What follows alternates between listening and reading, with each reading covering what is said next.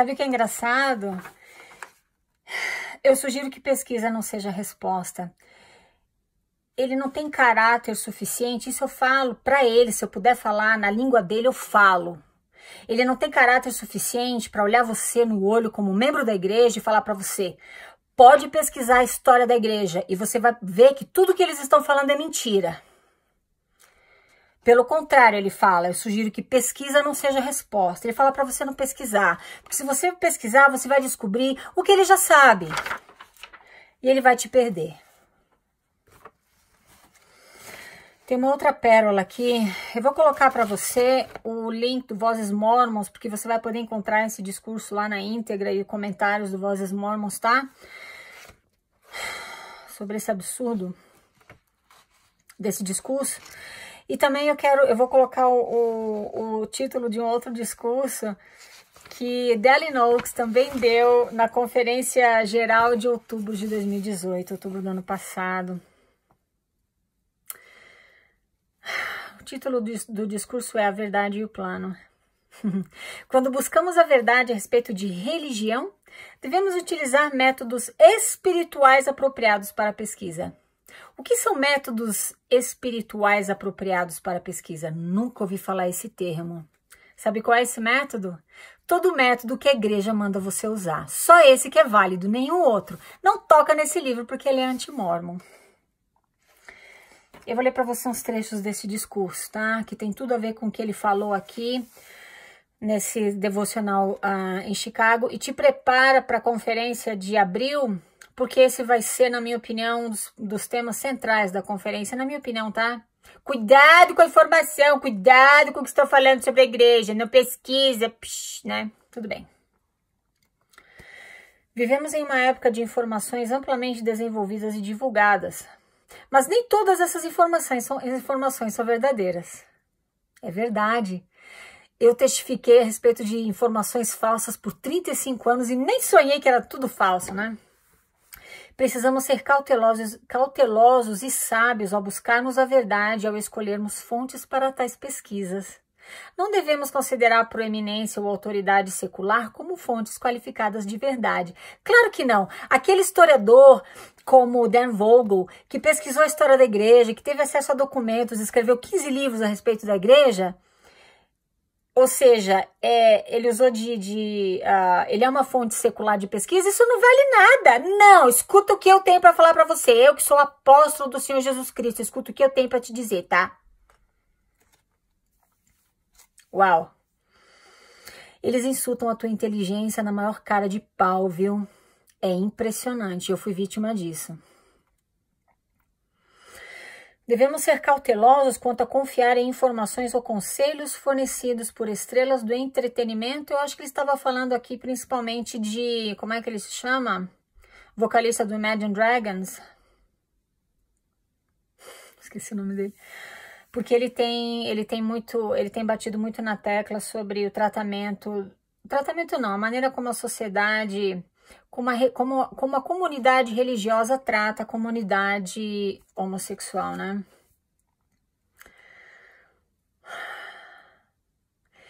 Devemos ser cautelosos quanto a confiar em informações ou conselhos fornecidos por estrelas do entretenimento, atletas de destaque, não sei de quem ele está falando, ou fontes anônimas da internet. Eu não sou anônima, não. Eu tenho nome e sobrenome, eu tenho rosto.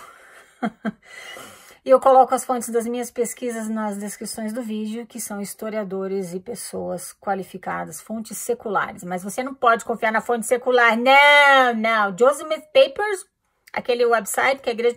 também aquilo não confia, não. Ih, não te preocupa com isso. O conhecimento em uma determinada área não deve ser considerado conhecimento da verdade em outros assuntos. Ele não é teólogo, ele é um juiz de direito. Então, por que ele ensina teologia? Não é teologia, é religião, né? Eu vou deixar aí para você pensar e decidir. Devemos também ser cautelosos, agora sim, agora ele atirou no próprio pé. Devemos também ser cautelosos a respeito da motivação daquele que fornece informações. Devemos ser cautelosos a respeito da motivação daquele que fornece informações. A minha motivação aqui, por exemplo, falar a verdade para você. A motivação dele te manter escravo do sistema corporativo que eles criaram, para o qual ele trabalha e ganha muito bem. Só faz reuniões de negócios, não tem que ir para a corte, não tem que julgar caso, quebrar cabeça, ler páginas e páginas para julgar um caso. Ele só se reúne lá em reuniões de negócios, aqui e ali, viaja pelo mundo inteiro em avião de primeira classe, se hospeda nos melhores hotéis, tudo com o teu dinheiro, né? Essa é a motivação dele para te informar sobre a igreja. Ele atirou no próprio pé aqui, não se deu conta, né? Nossas decisões pessoais devem se basear nas informações vindas de fontes que são qualificadas no assunto e que são livres de motivações egoístas. Eu concordo plenamente com isso. Nossas decisões pessoais devem se basear nas informações vindas de fontes que são qualificadas no assunto e que são livres de motivações egoístas. Historiadores são qualificados no assunto, né? Eles sabem pesquisar, eles sabem encontrar os documentos e pesquisar. Pois é. E Oakes, o que ele sabe? Ele é um juiz, ele entende de direito, agora de religião, ele não tem formação, né? E ele é livre de motivação egoísta? Absolutamente não. Porque o dia que você parar de pagar teu dízimo e parar de aquecer o motor da máquina corporativa com a tua mão de obra gratuita, eles vão ter problemas. Agora, esse absurdo aqui tem a ver com outro assunto, mas como está no mesmo discurso, eu vou colocar para você, vou comentar para você, tá? Recebemos a pergunta sobre o motivo de doarmos milhões de dólares em auxílio humanitário a não membros de nossa igreja. Quem é que pergunta para eles isso? Eu nunca perguntei para ninguém, sabe por quê? Porque essas coisas são mantidas em sigilo.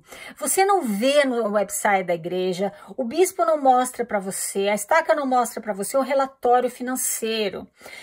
Onde eles te mostram, isso foi o que nós recebemos de dízimo, isso recebemos em oferta, isso foi pago, e com isso com esse valor a gente pagou luz, água, não sei o que. Limpeza da capela não, porque os membros fazem de graça, então os zeladores já perderam emprego, né? Já falamos sobre isso. E esse valor foi usado em ajuda humanitária para tal entidade, tal hospital, tal asilo, tal lugar que sofreu enchente, eu não sei. Você nunca vê relatório financeiro, eles não mostram para você. Então eu não sei de onde ele tirou essa ideia, de que perguntam para eles o motivo deles doarem milhões de dólares em auxílio humanitário a não membros da igreja. Segundo Bill Reel, que foi excomungado recentemente por ele ter criticado, entre outros, Jeffrey Holland, que mentiu para você descaradamente do púlpito da conferência, mostrando exemplar do livro de Mormon que não era aquele ao qual ele se referia, e outras mentiras a mais que ele contou. Bill Reel, ele foi excomungado, tá? Eu já falei sobre ele em outros vídeos para você. Ele pesquisou e ele veio com o seguinte dado. Nos últimos 10 anos, olha só os milhões que a igreja usa para ajuda humanitária. Nos últimos 10 anos, a igreja usou 40 milhões de dólares em ajuda humanitária. Aí talvez você pode pensar, nossa, que maravilha, né? Quanto dinheiro, né? Tudo para ajudar as pessoas, né? Acontece que nesse mesmo período, nos últimos 10 anos, só em dízimo, a igreja teve uma receita, ou melhor, a corporação teve uma receita de 70 bilhões de dólares. Agora você faz a conta.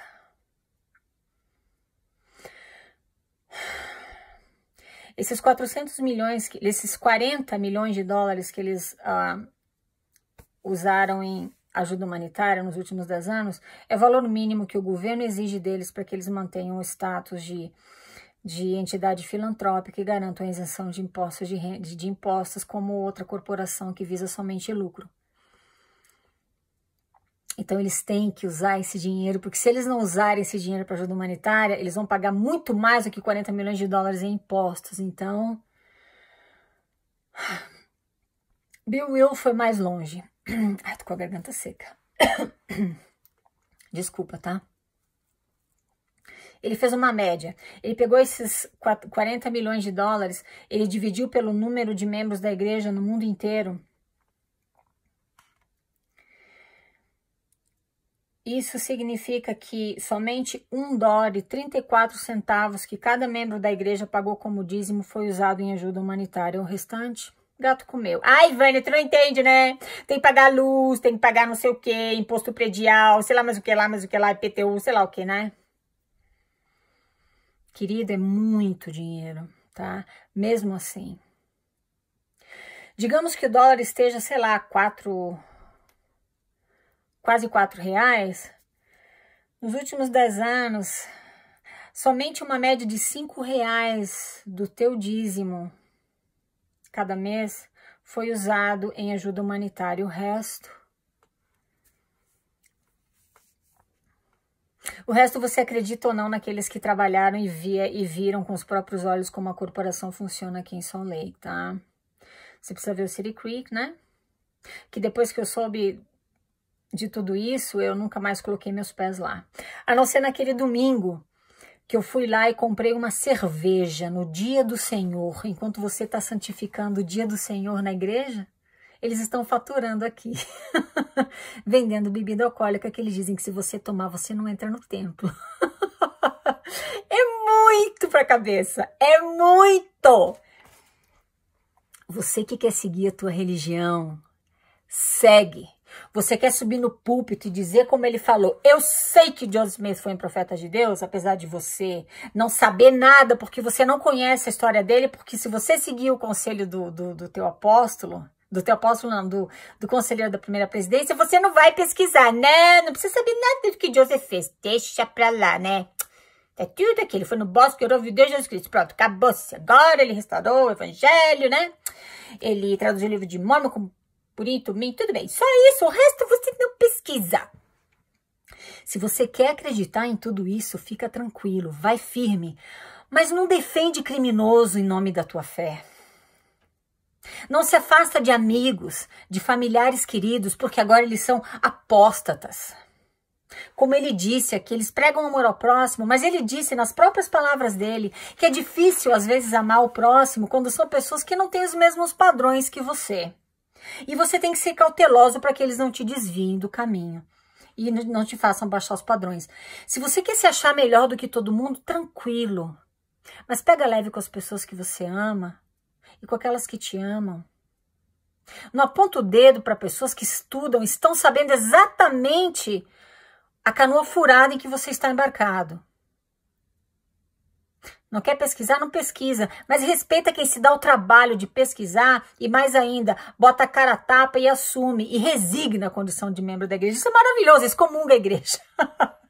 E sai de cabeça erguida dela. Vânia, prova que foi esse valor, prova tudo isso, querido. Eu não tenho igreja. Eu não exijo que você se sente 2 horas no domingo na minha igreja e trabalhe de graça para mim e ainda por cima me dê 10% do teu salário.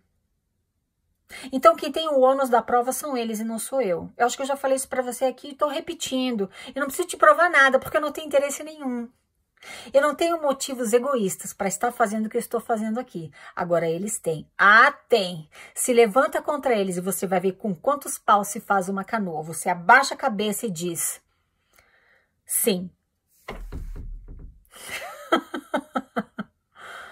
É ou não é? Eu não sei se mudou, né? Mas antes era assim no templo, né? Inclinai vossas cabeças e dizei sim. Sim. Você diz sim. Isso é na igreja deles. No meu canal aqui no YouTube, a minha sugestão para você é pesquisa, me questiona, me desafia. E descobre por você. Chega às tuas próprias conclusões. Não precisa nem me dizer. Eu não tenho necessidade de te provar nada. Só dividir o meu conhecimento, porque eu considero isso altruísmo, né? Eu tô fazendo por você o que fizeram por mim. Eu tô devolvendo o que eu recebi. Tá bom? Ai, é muito para digerir. Não pesquisa, ele falou para não pesquisar. Obrigada por me escutar, meus queridos. Falamos na próxima. Tchau, tchau.